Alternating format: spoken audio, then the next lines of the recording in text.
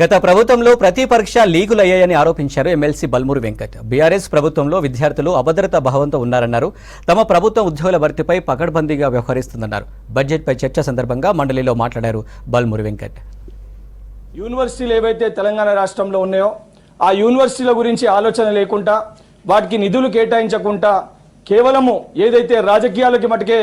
యూనివర్సిటీలని వాడుకోవడం జరిగింది అధ్యక్ష. కానీ ఈసారి ఉస్మానియా యూనివర్సిటీకి 100 కోట్లు, మహిళా యూనివర్సిటీకి 100 కోట్లు, ఇతర తెలంగాణ ఉన్న యూనివర్సిటీలకి 300 కోట్లు కేటాయించి యూనివర్సిటీ పైన యూనివర్సిటీ ఏదైతే దానికి సంబంధించి బలపరచనీకి దాన్ని మెరుగుపరచనీకి ఈ నిధులు కేటాయించడంతో ఈ ప్రభుత్వానికి యూనివర్సిటీ పై ఉన్న చిత్తశుద్ధి ఏ విధంగా ఉందో చాలా స్పష్టంగా కనబడుతుంది అధ్యక్ష. ఈ ప్రభుత్వం ఏర్పడిన మొట్టమొదటి రోజుకెళ్ళి చాలా స్పష్టంగా గత 10 ఏళ్ల తెలంగాణ రాష్ట్ర ఏర్పడిన తర్వాత 10th క్లాస్ ఎగ్జామ్ కండక్ట్ చేసిన, ఇంటర్మీడియట్ ఎగ్జామ్ కండక్ట్ చేసిన, 10th కెళ్ళి మొదలు పెడితే టీఎస్పీఎస్సీ ఎగ్జామ్ నిర్వహణ వరకు ప్రతి చోట ఎగ్జామ్ నిర్వహించిన తర్వాత ఎగ్జామ్ ఫలితాలు వస్తాయా లేదా పేపర్ లీక్ అయిన కథనాలు బయటికి వస్తాయా అని చెప్పని ఒక గందరగోళ పరిస్థితి తెలంగాణ రాష్ట్రంలో నెలకొన్నది అధ్యక్ష. ఆ గందరగోళాలన్నీ కూడా తూర్చిపెట్టుకుని పోయే విధంగా ఈసారి చాలా స్పష్టంగా కట్టుదిట్టమైన ఏర్పాట్లతోటి 10వ తరగతి పరీక్ష, ఏదైతే ఇంటర్మీడియట్ పరీక్ష, దానితో పాటు ఏదైతే టీజీపీఎస్సీ ప్రక్షాళన చేసిన తర్వాత గత 10 ఏళ్లలో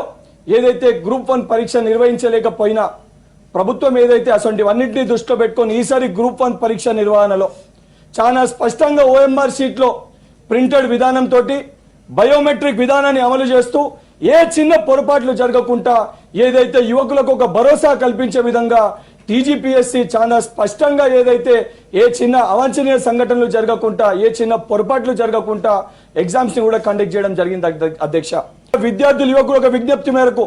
ప్రతిపక్షాలు ఇచ్చిన సూచనల మేరకు పంతాలకి ప్రభుత్వం పోకుండా వాస్తవాలు ఆలోచించి 100% గ్రూప్ 2 పరీక్షని ఏదైతే పోస్ట్ పోన్ చేయాల్సిన అవసరం ఉందనే ఉద్దేశంతో భావించి ఏదైతే యువకులతోటి విద్యార్థులతోటి చర్చలు జరిపి గౌరవ ముఖ్యమంత్రి గారు ఏదైతే టీజీపీఎస్సీకి గౌరవ ముఖ్యమంత్రి గారు ఉప ముఖ్యమంత్రి బట్టి విక్రమార్క గారు టీజీపీఎస్సీ కూడా సలహా ఇచ్చి ఆ ఎగ్జామ్ ని కూడా పోస్ట్ పోన్ చేసి ఈ రోజు యువకుల పక్షాన అండగా నిలబడ్డందుకు ఈ సభాముఖంగా ప్రభుత్వానికి గ్రూప్ 2 అభ్యర్థుల తరఫున ఏదైతే